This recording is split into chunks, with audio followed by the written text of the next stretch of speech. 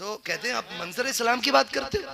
कहने लगे अमीरों की भीख पे नहीं, गरीब नवाज के करम पे चलेगा, और आज तक चल रहा है और सुबह क़यामत तक चलता रहेगा, सुबह क़यामत तक चलेगा। ख्वाजा निजामुद्दीन बादशाह कहता मिलना है मुझे। कहने लगे मुझे शौक नहीं। उसने जबरदस्ती की। कहा अच्छा ऐसा करें, मिलना तो नहीं चाहते, अपना दरबार देखने की तो इजाजत दे दें। मैं तो अपनों की बात कर रहा हूं, गैरों की नहीं। हमारा इस्लाम किसी धर्म को टारगेट करके रात में छापा मारी की इजाजत नहीं देता। और इस्लाम इस तरह से नहीं फैला है जैसे लोग अपने धर्म फैला रहे हैं। इस्लाम तो ऐसे फैला है, 2 शहजादे गिरफ्तार हुए, 3 भाई थे, 2 कत्ल कर दिए गए। एक वजीर ने कह दिया छोड़ दे इसे, खूबसूरत लग रहा है, अच्छा है, मुझे इजाजत दे, मैं इसे अपने घर ले जाऊं, 3 दिन में इसका ईमान बदलवा लेंगे। बादशाह ने कहा ले जाओ, तफसील में नहीं जा रहा हूं। बादशाह ने कहा ले जाओ, ले आया। उसकी बेटी बड़ी हसीनो माजबीन थी, देख इस्लाम कैसे बढ़ा गया। हसीनो माजबीन बहुत खूबसूरत, उसे हुस्न पे नाज था। बाप ने आके कहा सुन बेटी, आज ना पूरी जिंदगी की उजरत मांग रहा हूं। कहा क्या? कहा तुझे हुस्न पे नाज है ना? कहा अब्बा मेरे जैसी हसीन कोई नहीं। उसने कहा तुझे तब मानूंगा जब तू इस मुसलमान को अपने ईसाई धर्म में शामिल कर लेगी। उसने कहा कौन है? कहा ये नौजवान। उसने कहा इतनी सी बात? लोग मेरी राहों में लाइन लगा के खड़े रहते हैं झलक देखने के लिए, और आप इसके ईमान की बात कर रहे हैं? कितना वक्त मिला है? कहा 3 रातें। कहा 3 तो बहुत है, एक ही रात में ईमान छीन लूंगी। उसने कहा ठीक है। उसने कहा शाम होने दो। ले आया, रख दिया। शाम हुई, उसने बनाव सिंगार किया, और जब उस नौजवान के कमरे में गई, उसने जाके क्या देखा? मुसल्ला बिछा है, रब की बारगाह में जवान खड़ा है, लब पे तिरावत है, आंखों में आंसू हैं, अपनी फरियाद अपने रब से कर रहा है। बैठी रही, रात गुजर गई। अब्बा ने कहा बेटी क्या रहा? कहा अब्बा शायद उसकी इबादत की रात थी कोई, इसलिए उसने मेरी तरफ तवज्जो ही नहीं की, तवज्जो ही नहीं की। आज की मोहलत और सुनो मेरी बहनों।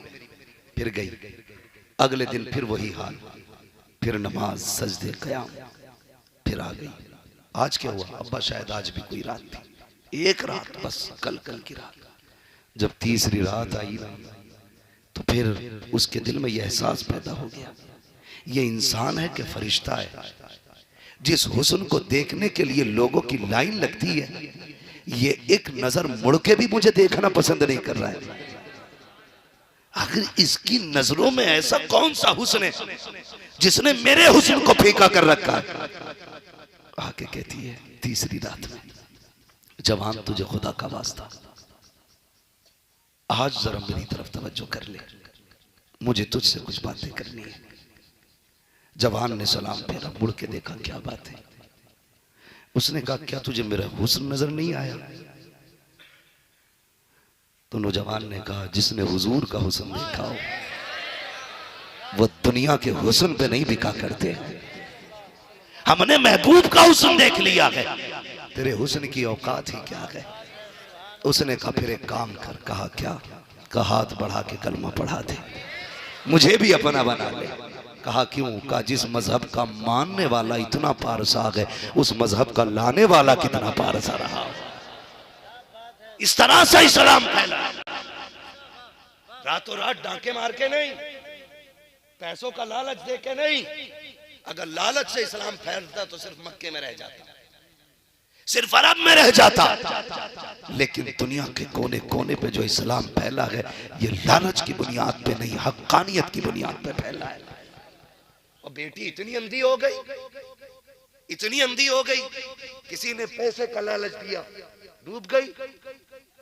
कसम खा के कहता हूं, भागने वालियों की बात नहीं, जो ससुराल चली गई है और शोहर के घर सोने के लुक्मे खा रही है, उनसे जाके पूछना क्या तुम्हें शोहर के घर के सोने के लुकमों में वही लज्जत है जो बाप के घर की चटनी के लुकमों में लज्जत आती थी? वो जबान पकड़ के कहेगी खबरदार, यहाँ की रोटी को मेरे बाप की रोटी से ना मिला लेना, उसके घर की चटनी के टुकड़े यहाँ के मुर्ग बकरों से ज्यादा अच्छे लगते थे। उनसे जाके पूछ बेटी बाप क्या होता है, उससे जाके पूछ तुझे पालने वाला कौन है, जो तुझे मान कहता रहा, सम्मान कहता रहा, अभिमान कहता रहा, अपना गुरूर अपना घमंड कहता रहा। कई बापों ने तो इतना प्यार बच्चियों से किया, कहते थे शुक्र है बेटा नहीं है, बेटी रब ने दी है, लेकिन बेटी में बेटे के भी जलवे नजर आते हैं, बेटी के भी जलवे नजर आते हैं। ये प्यार कौन करेगा? सिर्फ बाप। और हम जाके गैरों के बिस्तर पे लेट गए। तेरी इज्जत इतनी सस्ती,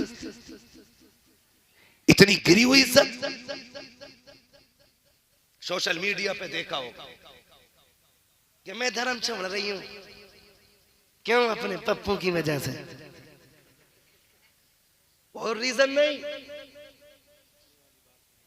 का तुम्हें भरोसा है?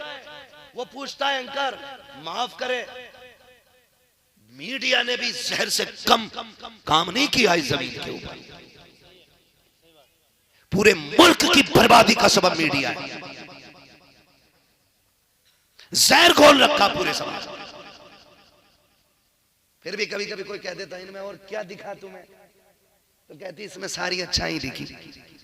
मैं भगाने वाले से भी कहूंगा होश में लेके जा, जो अपने बाप की ना हो सकी वो तेरी खाक हो जाएगी। तेरी क्या हो जाएगी? आपसे मैं कह रहा था लव मैरिज ना करो, अरेंज मैरिज करो। तुम्हें जो नशा चढ़ा है ना, फ्री की सिमें, फ्री की कॉलें, कान में लीड लगाए लगाए बहरे हो गए, नस्लें भी गूंगी गूंगी बहरी पैदा होंगी, खुद तो हो ही जाओगे खराब। अपनी जिंदगी का फोकस अपने फ्यूचर पे करें, अपने मुस्तकबिल पे करें। कह रहे अम्मा बस यही वाली जो अपने पड़ोस में रहती है ना, इसी से रिश्ता करना, ये ना मिली मर जाऊंगा। मर जा डूब के, मर जा जाकर के। कह रहा इससे अच्छी नहीं मिलेगी। मैंने कहा तेरे जैसे निकम्मे ठलुए को हाँ इससे अच्छी नहीं मिलेगी, तेरे जैसे निकम्मे नाकारा को इससे अच्छी नहीं मिल सकती है। मैं कहता हूँ फ्यूचर अच्छा कर ले, खुदा की कसम तकदीर भी अच्छी हो जाएगी, तेरी दुनिया भी अच्छी हो जाएगी।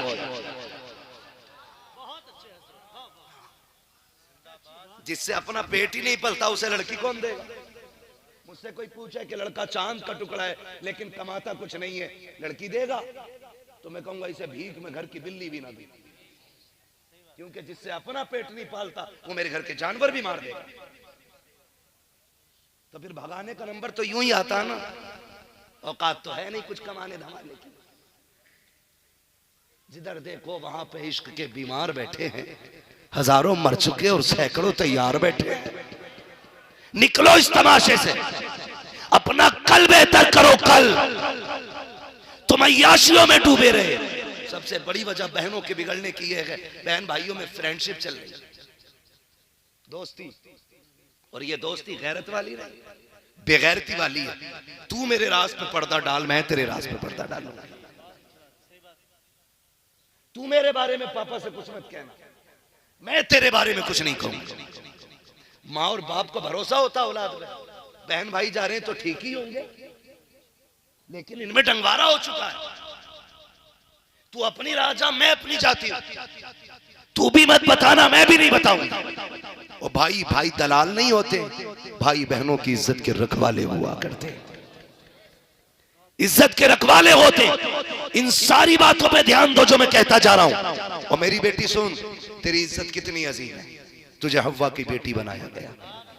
ये अलग बात है कि नबुव्वत का ताज मर्दों के सर पे सजा, लेकिन नबी जिसकी गोद में आए वो औरत होती है, वो औरत ही होती है जिसकी गोद में नबियों ने आके खोली है, जिसके सीने का दूध वलियों ने पिया है, वो औरत ही होती है। जो अब्दुल कादिर की माँ है वो औरत है, जो सिद्दीक अकबर की माँ है वो भी औरत है, जो फारूक आजम की माँ है वो भी औरत है, जो उस्मान गनी की माँ है वो भी औरत है, जो करबला के ताजदार की माँ है वो भी तो औरत है, जो हैदर कर्रार की माँ है वो भी तो औरत है।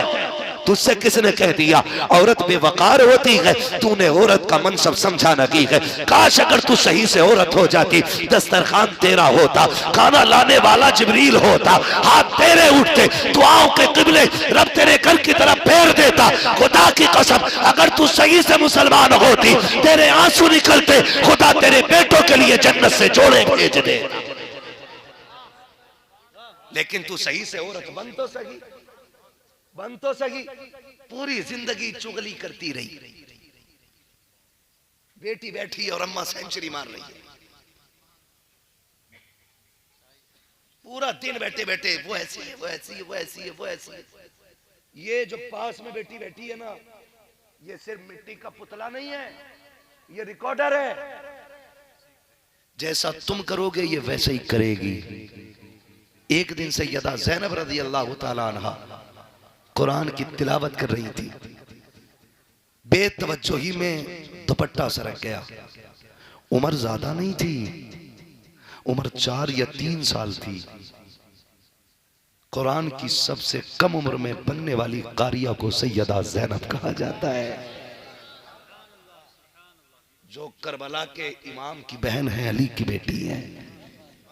कम उम्री में कुरान पढ़ रही है, अचानक दुपट्टा सरक गया, खातूने जन्नत की नजर पड़ गई। इतनी तेज दौड़ी कि लोग नुकसान होती दौलत की तरफ इतनी तेज नहीं दौड़ते गए जैसे सैयदा ज़ैनब बेटी के उतरे दुपट्टे की तरफ दौड़ी। चौथी सर छुपा दिया, कहा ज़ैनब कभी सर से दुपट्टा ना उतरने देना, अगर बेटी दुपट्टा उतार दिया हमने तो उम्मत की बेटियां कपड़े ना उतार दें। वो भाई ऐसी माएँ होती हैं, जब उन्होंने बचपन में तालीम दी थी, करबला में 72 लाशें थी, लेकिन सैयदा ज़ैनब के सर से चादर नहीं उतरी थी। आज मां सेंचुरी मार रही, मैयत में भी जा रही है तो इसका टेप रिकॉर्ड बंद नहीं। मर तो गए अच्छे थे, लेकिन लल्ली बता में लोड़ियां बड़ी दुख में रखी। ऐसियों को कब्र पे भी नहीं, जनाजे पे कई मत आने दिया कर, इन्हें तो घर में पैक रखो, इसलिए कि बातें सुना सुना के मुर्दे को तकलीफ देती। समझ रहे मेरी बात? तो मैं क्या बात अर्ज कर रहा था आपसे, भूल गए? तो भाइयों से गुजारिश, आप गैरत वाले लोग हैं। मुझे नहीं लगता इस समाज मेरे इस महफिल में कोई इतना बेगैरत बैठा होगा, क्योंकि महफिल गौस की और कोई बेगैरत आ जाए हो ही नहीं सकता है। इसलिए कि महबूब की महफिल को महबूब सजाते हैं, आते हैं वही जिनको सरकार बुलाते हैं। कोई ये ना सोचना हम ही जलसा सुनने गए थे और हम ही गालियां पड़ी हैं, नहीं। कभी अपनों को डांट के ना दूसरों को समझाना मकसद होता है, कभी अपनों को डांट के दूसरों को समझाना मकसद होता है। जब किसी और का बच्चा गलती करता, बाप जाके अपने के थप्पड़ मारता है, कहता आइंदा ये गलती न करना, मतलब ये नहीं अपना बेटा बुरा है, मतलब ये है ताकि सामने वाले की समझ में आ जाए ये जो काम तुमने किया है ये बुरा किया है, बुरा किया। इंशाअल्लाह नमाजों के पाबंद रहेंगे, घर में पर्दे को लाजिम करेंगे। गौर कीजिएगा, बगदाद वाला यूं ही नहीं आया है, माँ इतनी पारसा थी कि गैर महरम की नजर नहीं पड़ी है, तब रब ने अब्दुल कादिर जिलानी अता किया है।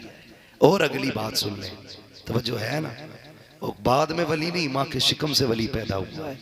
एक दिन माँ की गोद में बैठे बैठे कह रहे अम्मी एहसान है मेरा आपके ऊपर। माँ चौंक गई, बेटे पूरी दुनिया पे माँ का एहसान होता है, तुम्हारा हम पे है? कहा हाँ। कहा कौन सा एहसान? कहा अम्मी एक दिन तुम घर में थी, डाकू आया था? कहा हाँ। कहा भीख भिखारी आया था? कहा हाँ। उसने भीख मांगी थी? कहा ठीक। कहा तुमने पर्दे की आड़ से ना कुछ पैसे दिए थे, उसने हाथ का कंगन देख लिया था, उसकी नीयत खराब हुई, वो कंगन छीनना चाहता था, जैसी वो तुम्हारी तरफ हाथ बढ़ाया तुम्हारी चीख निकली, तुमने रब को आवाज दी मदद के लिए। अम्मी फिर क्या हुआ? कहा बेटे फिर तो रब का करम हुआ, शेर आया और उस डाकू को चीर फाड़ दिया। मुस्कुरा के कहते अम्मी वो जंगल का शेर नहीं, तेरा अब्दुल कादिर जिलानी आया था, तेरा अब्दुल कादिर जिलानी आया था। अम्मी एहसान है मेरा, एहसान है मेरा। कई कुत्तों ने इस करामत पे भौंकने की जरूरत की, कहा ये कैसे हो सकता है? मैंने कहा तेरे जैसे को समझ में कैसे आए? इस करामत को हासिल करने के लिए बेटे को अब्दुल कादिर जिलानी होना पड़ता है। अब्दुल कादिर जिलानी होना पड़ता, तब जाके अल्लाह ये करामतें अता फरमाता, ये करामतें अता फरमाता है। और आगे बढ़े, और आगे बढ़े। बगदाद वाले को देखें, आपने पूरी जिंदगी अल्लाह की रजा के लिए गुजार दी। माँ को आप देखें, 80 सिक्के थे, 40 गौस पाक को दिए, 40 भाई के लिए रखे। ठीक है जी, 40 किसके लिए? मेरा टाइम ओवर हो गया, अब ये सुई ऊपर चल रही है, अगर आप तवज्जो नहीं देंगे तो फिर मैं खत्म कर लूंगा। कितने सिक्के दिए? जोर से कितने? और जोर से, ये वाले भी बोल रहे कितने? 40 सिक्के दिए। अल्लाह कबूल फरमाए हाजिरी, बहुत अच्छा आप सुन रहे हैं। 40 सिक्के दिए। माने का लाल, मैं तुम्हारे साथ जा नहीं सकती, परदेश जा रहे हो, परदेश जा रहे हो। याद रखें, जब लाल परदेश जाते ना तो सिर्फ बीवियों की आंख में आंसू नहीं आते, माँ खून के आंसू रोया करती है, माँ खून के आंसू रोया करती है। जो मेरे भाई परदेश जाते ना वो माँ को समझते होंगे। आप देखना, याद रखना, मैं देखो किसी की बीवी की बुराई नहीं कर रहा हूं, किसी को गलत नहीं कह रहा हूं, लेकिन मैं माँ का दर्द समझाना चाहता हूं। बेटा ना फोन करे, माँ से भी वीडियो कॉल पे बात करे, बीवी से भी बात करे, तो बीवी मुस्कुरा के कहती है, और ओवर टाइम कर रहे हो कि नहीं? ओवर टाइम कर रहे हो कि नहीं? देखो ठीक से करते रहे ना, आप क्या होगे तो हार बनाऊंगी। लेकिन वही फोन, वही कॉल चलते चलते बस एक फीट हटे और माँ के सामने आ जाए। माँ जब देखती है कहती, क्यों मेरे लाल रोटी नहीं खाई है? ज्यादा मेहनत कर रहा है। क्यों अम्मा? बेटे कमजोर लग रहा है। उसकी नजर जेब पे नहीं, बेटे की सेहत पे हुआ करती है, बेटे की सेहत पे होती है। और जब तुम परदेश जाते हो ना, माँ दरवाजे पे बैठ के इंतजार करती है, काश मेरा लाल एक बार मुझसे बात कर ले, मुझसे भी मिल के आ जाए। बीवी से गले मिल के वादे कर रहा है, मिनट घंटे महीने सारे गिन के बता दिए, फला दिन फला तारीख इतने बज के इतने मिनट पे इंशाल्लाह तेरे साथ आके मुलाकात हो जाएगी। माँ देखती रह गई, बेटे बताता तो जा कब आएगा, कहाँ जा रहा है? कहा तुम्हें क्या पता कितने शहर कितने जिले हैं, किधर जा रहा हो तुम क्या जानो? काश तुमने 5 मिनट माँ को दिए होते, 3 मिनट बीवी के पास बैठता, 5 मिनट माँ के कदमों में बैठता, उससे कहता, माँ परदेश जा रहा हो, तेरी दुआओं की जरूरत है, अम्मा दिल थोड़ा ना करना, जिस चीज की जरूरत हो फौरन बेटे को एक कॉल कर देना, अगर काम बैठे बैठे हो गया वहीं से कर दूंगा, वरना दौड़ के आ जाऊंगा। माँ ये मत सोचना मेरे बच्चे हैं, मेरी बीवी है, इतना कह दे माँ मैं उनका बाद में हूँ, पहले तेरा हो। तूने 18 साल सीने से लगा के पाला है, तेरे बचपन की खिदमत याद है, तेरा सीने से लगाना याद है, एक आवाज पे उठ के आ जाना याद है। ओ नौजवानों, माँ बाप को वक्त दे दिया करो, माँ माँ हुआ करती है, चाहे अब्दुल कादिर जिलानी की माँ क्यों ना हो। 40 सिक्कों के बारे में कहती है, मेरे लाल तू जा रहा है, माँ तेरे साथ नहीं आएगी। इतना सुना गौस की आंख में आंसू आ गए, माँ इतने साल तेरे बगैर नहीं रहा हूँ, अब कैसे रह पाऊंगा। माँ ने कहा था, बेटे तुम्हें हुजूर का दीन सीखना है, तुम्हें आम बच्चों की तरह नहीं बनाया गया है। ए बेटे जिस तरह रुतबे तुम्हें आला दिए गए हैं, जिम्मेदारी भी बड़ी दी गई है। ए बेटे मेरे लिए नहीं, मुस्तफा के दीन के लिए ये कुर्बानी बर्दाश्त करना पड़ेगी। बगदाद वाले ने माँ को अगर छोड़ा है तो जरूरत के लिए नहीं, बल्कि मुस्तफा की उम्मत के लिए माँ को छोड़ के गए। नारे तकबीर, नारे रिसालत, फैज़ान गौस आज़म, असमत वालिदैन, मुफ्ती हम्माद साहब किबला। क्या बात है मुफ्ती साहब, बहुत अच्छा, सुभान अल्लाह। कोशिश करें अपनी माँ को वक्त दिया करें, माँ को वक्त दिया करें। परदेश रहते हैं, हम लोग भी अक्सर मुसाफिर लोग रातों दिन सफर में रहते हैं और जिंदगी मौत का कुछ नहीं पता। उजाले अपनी यादों के हमारे साथ रहने दो, न जाने किस गली में जिंदगी की शाम हो जाए। कोई नहीं जानता ये निकला है पलट के आएगा कि नहीं, कोई नहीं जानता मैं सफर कर रहा हूं मैं लौटूंगा कि नहीं, किसी को नहीं पता। अगर लौट आते हो तो रब का करम है, लौट आते हो तो रब का करम है। इसलिए घर से जाया करो ना, माँ को राजी करके उठा करो। पगलो जानते नहीं हो, माँ राजी हो ना तो रब मिट्टी को सोना बना देता है, और माँ नाराज हो तो रब सोने को मिट्टी कर देता है। गलत भूल में गलत सोच रहे हो। कि हम इनसे छुपा के रखें, अमीर बन जाएंगे। अल्लाह की कसम बरकतें उठ जाती हैं, बरकतें उठ जाती हैं। बरकतें तभी रहती हैं जब माँ बाप का हिस्सा शामिल रहता है, माँ बाप का हिस्सा शामिल रहता है। बगदाद वाले की अम्मी कहती है, लाल जा रहे हो? जी अम्मी, मेरे सीने से लग, पता था फिर ये पलट के नहीं आएगा। जानती थी बेटे से आखिरी मुलाकात है, अब शायद मेरी मुलाकात बेटे से ना हो। माँ ने 40 सिक्के दिए, सदरी में सिल दिए। सोचो तो सही, आम माँ होगी कोई वो जिसका बेटा आलम अरवाह में भी वली है, माँ के शिकम में भी वली है, पैदा होते ही रोजा रख रहा है, कितना पारसा बेटा होगा। उस बेटे से माँ कह रही है, बेटे वादा कर, झूठ नहीं बोलना है। ये बात तो समझ में ही नहीं आती है। जो पैदाइशी वली हो, जिसका रोजा ना छूटा हो, वो झूठ बोलेगा? झूठ से मुश्किल काम था पैदा होते ही रोजा रखना। जिसने पैदा होते ही रोजा रखा, फिर उससे ये वादा क्यों लिया जा रहा है झूठ नहीं बोलना? बहुत गौर किया ना तो समझ में आया, सिर्फ गौसे पाक ही आगे तक का नहीं देखते थे, मां भी बहुत आगे तक का देखती थी। गोया मां ये कहना चाहती थी, अब्दुल कादिर जा तो रखे हो, काफिले के साथ जा रहे हो, मैं साथ नहीं हूं बेटे, लिहाजा अपनी चीज का हिसाब तुम्हें ही देना है।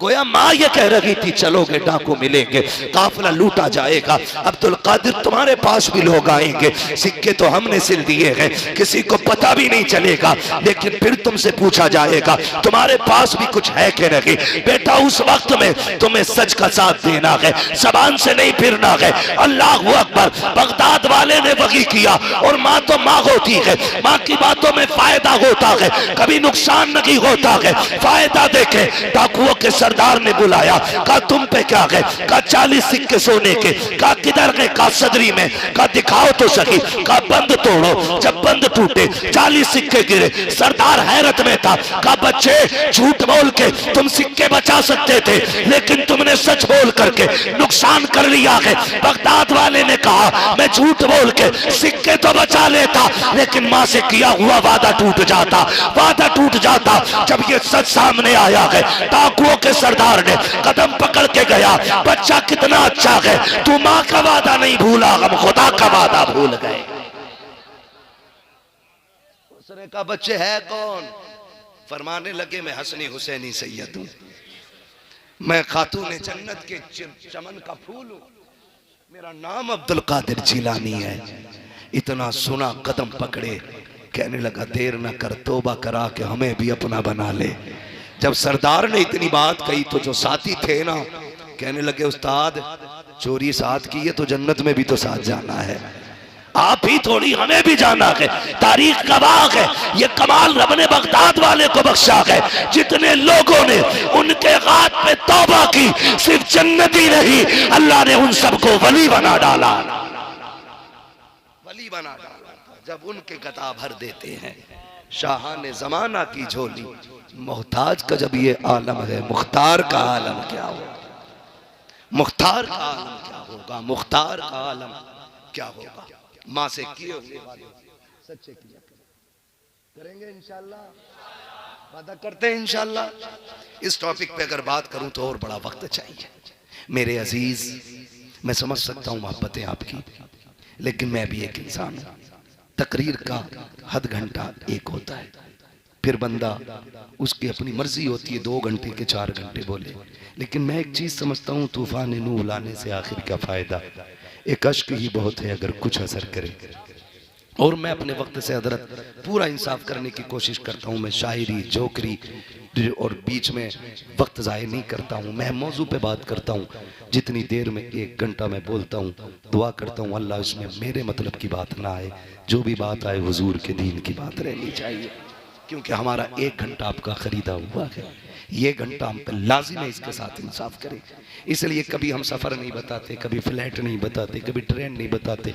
आ गए, अल्लाह ले आया, आपसे मुलाकात हो गई है। अब यहाँ बैठ करके इधर उधर की चापलूसी ज़रूरी नहीं है। जो ड्यूटी लगी है दीन का वो काम कर जाएं। बगदाद वाला माँ से प्यार करता है, माँ बगदाद वाले से प्यार करती है, और रब ने फिर बगदाद वाला इल्म सीखने के लिए गया। आप कहते हैं दरस्तुल इल्म हत्ता सिरतु कुतबा, मैंने इतना पढ़ा कि रब ने मुझे कुतुब बना डाला। इतनी पढ़ाई की कि अल्लाह ने कुतुब बना दिया। आज जाहिल कहता नहीं नहीं मौलवियों की और फकीरों की नहीं, फकीर नहीं बे फटीचर है, फटीचर है, फकीर नहीं है। फकीरी की पहली पैरी को इल्म कहा जाता है, जिसे इल्म नहीं वो फकीर नहीं। इसलिए फक्र होता क्या ये तो इल्म ही बताता है।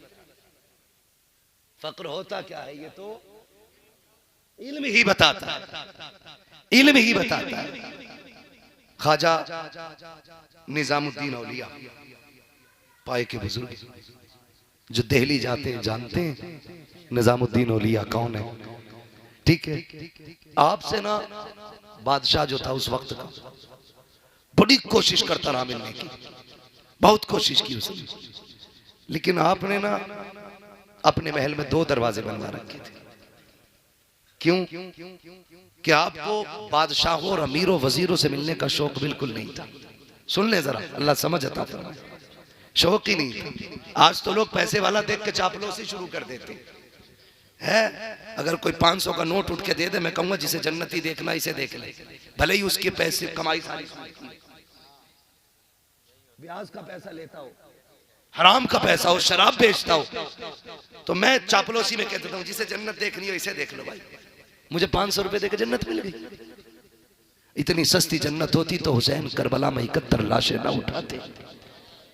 लिमिट में और खाल में रह के जन्नत बांट। अल्लाह पूछेगा कयामत के दिन किधर है जो बांटी थी जन्नत? ठेकेदार बना घूम रहा था? यूं ही नहीं है तो अमीरों पे आके लोग फिसल जाते हैं। मेरे इमाम से भी कहा था किसी ने, ऐसा है नवाब साहब है, हाँ नानपारा के नवाब साहब है, उनकी शान में कसीदा लिख दो। क्यों? क्योंकि पहले रिवाज था नवाबों की शान में शेर पढ़े जाते थे, वो इनाम देते थे। कहा आपके कलम की शोहरत है, आपके इल्म की भी शोहरत है, आप लिख देंगे ना उनके बारे में तो इतना देंगे साल भर मंजर इस्लाम का खर्चा निकल जाएगा। तो आपने ना कलम उठाया और कलम उठा के कहा था करूं मदह अहले दुअल रजा, पढ़े इस बला में मेरी बला, मैं गदा हूं अपने करीम का, मेरा दीन पारा इनान है। कहने लगे मंजर इस्लाम की बात करते हो?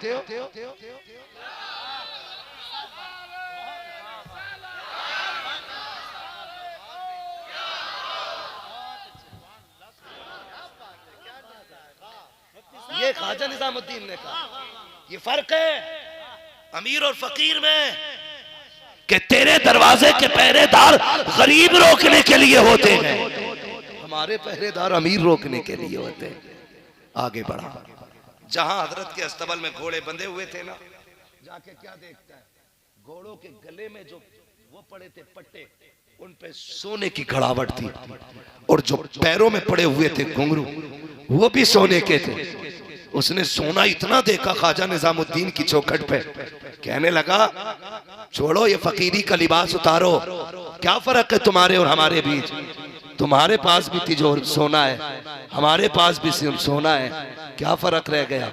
बड़ी बात कही थी ख्वाजा निजामुद्दीन ने। कहने लगे अभी नहीं समझा तू, फर्क बहुत बड़ा है। कहा क्या? का बादशाह सोने को तिजोरी में संभाल के रखते गए, फकीर सोने को घोड़े के कदमों में डाल के रखा करते हैं। हमारे औकात नहीं है, औकात नहीं है इसकी। तो कह रहा मतलब ही क्या? फकीरों की लाइन अलग है, मौलवी की लाइन अलग है। फकीरों की नहीं, कमीनों की लाइन अलग है, मौलवी की लाइन अलग है। आपसे भी गुजारिश करूं, मैं तावीज का मुखालिफ नहीं, इन चोरों चमारों का जरूर मुखालिफ हूं जो दुकानें खोल के बैठ जाते हैं, एक टाइम मस्जिद में नहीं जाता और रोज 300 मरीज देख रहे हैं और सबको शिफा हो रही है।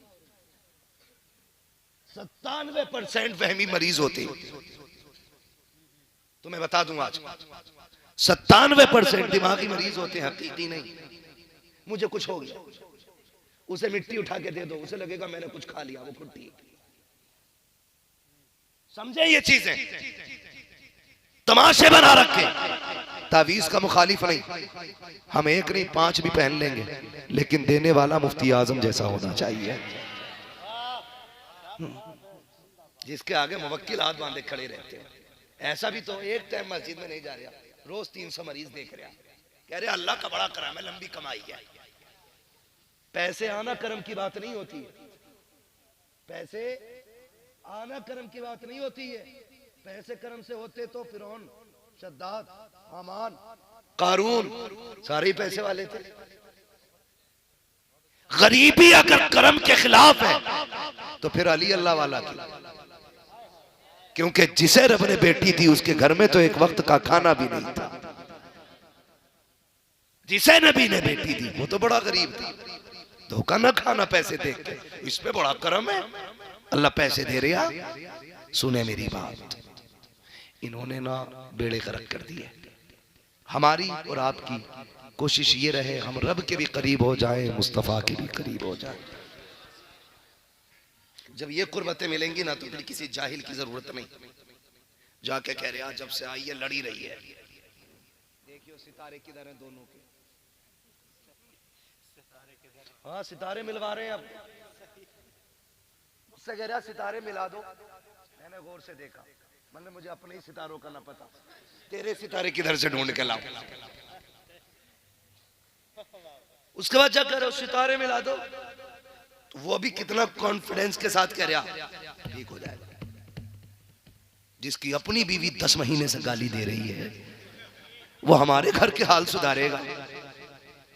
क्यों धोखों में पड़े हो? फिर कह रहा कौन सा वाला दूं, 51 रुपए वाला कि 5100 वाला? सोच रहा जहेज से तो कमी लग रहा, ऐसा करो 5100 वाला ही दे दो। 3 दिए उसने, 3 15,000 पार।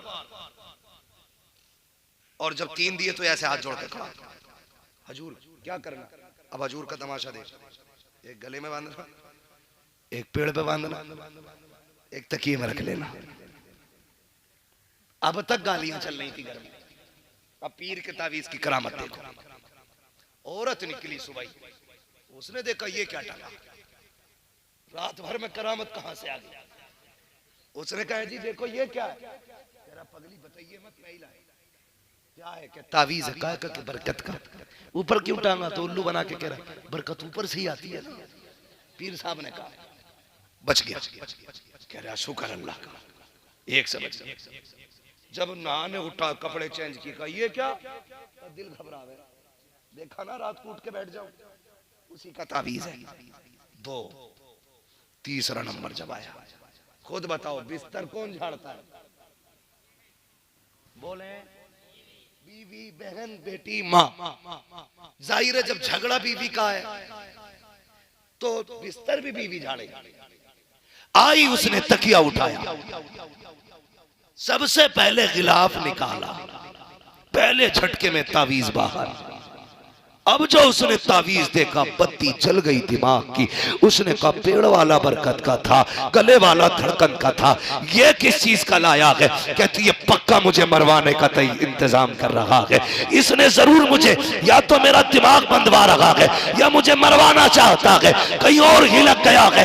ये ख्याल आया, खुदा की कसम अभी नहा के नहीं निकला, बीवी चिमटा लेके पहले खड़ी है, कल तक गालियों पे चल रही थी, अब बेलन पे आ गई है, चप्पल जूते चल रहे हैं। भागो पीर की तरफ, न पीर बचाएगा न पीर कबाब बचाएगा। जाओ, अगर घर के हालात अच्छे नहीं है, तावीज का ठेकाना ले, डोरी ना ला, किरदारे मुस्तफा ले, अपनी बीवी के साथ वही कर जो मेरे नबी ने खदीजा के साथ किया है। खुदा की कसम तेरे घर के अंदर रहमतें भी आ जाएंगी, खुदा की बरकतें भी आ जाएंगी।